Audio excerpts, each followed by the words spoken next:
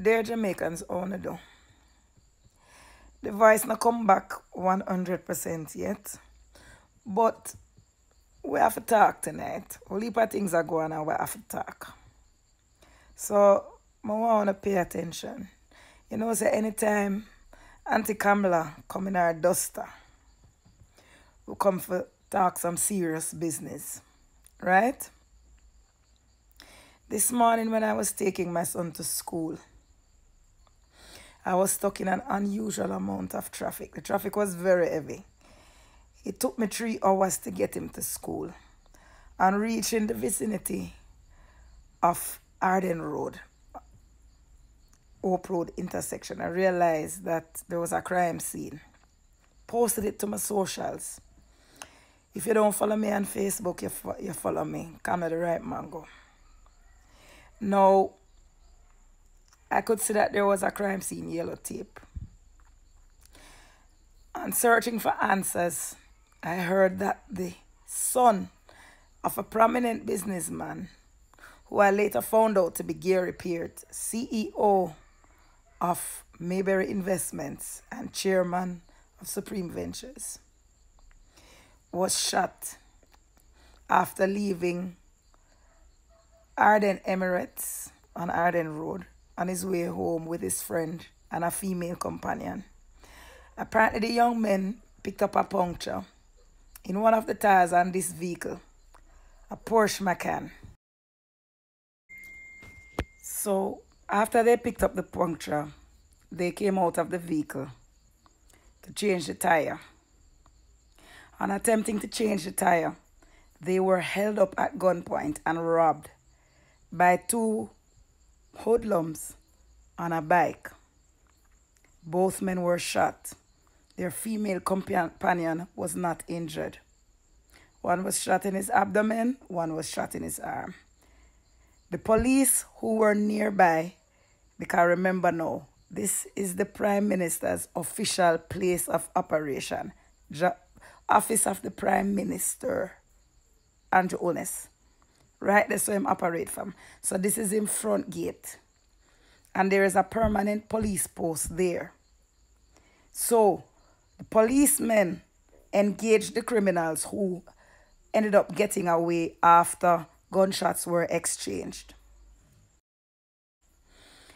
But I don't really want to talk about the fact that this crime occurred at the front gate of the Prime Minister's place of business, you know.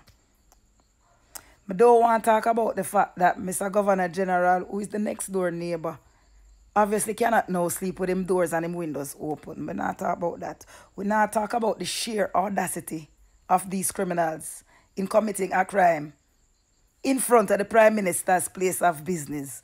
We're not talk about that. I know that I come to talk about. You know what I come to talk about? I come to talk about the fact that Mr. Gary Peart, on learning that his son was shot, had to leave his home after 3 in the morning to go on the crime scene, take up his son, who was not dead, and take him to the hospital, even though policemen were there to engage the criminals in gunfire. You see how often I come on this app and talk about Jamaica's lack of a trauma system. Remember a couple months ago when the bike man get licked off in front of my son's school and we have to carry him go up a UC. I come on here and I talk about it, you know. That there is no trauma system, there's no system where if there is an emergency, you can take up the phone and call the emergency systems and get an ambulance. Imagine you have 2 policemen there and none of them can raid their ambulance from anywhere to come and pick up them 2 youth here who get shot and carry them go to the hospital up the road. And when me telling you, say this country is a banana republic. When I say lie, me I tell. And even worse, when the labor rights sycophants them come on here and defend this foolishness and act like Jamaica is utopia When a father has to leave his home at 3 o'clock in the morning, speed down the road, go pick up his son and carry him to the hospital up the road. And police stand up there, can't call nothing. You can't blame the police because who them a go call? There is no system in place. There is no system. And the majority of you will not empathize until you are faced with a similar situation where you have a genuine emergency and there is nothing you can do and nobody to save you. And then you will come to the realization, you will understand it in the pit of your belly bottom, what a friggin' republic, banana republic we live in. These are the things that make me upset. Because I talk about it all the time. I talk about the incompetent Minister of Health and Wellness all the time.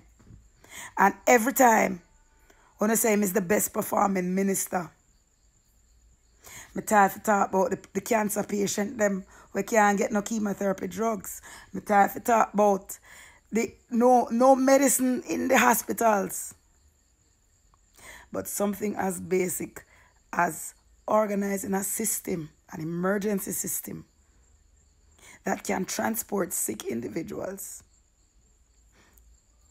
There is no such system. Another time we're going to look at the nitty-gritty of this case. But I want you, Jamaicans, to realize that crime is no longer just a problem for poor people. Crime gone uptown now. Crime is now knocking on the doors of the elite society of Jamaica. And none of we can sleep with the doors and the windows open anymore. Not even the big man them up at Cherry Gardens. I thank you.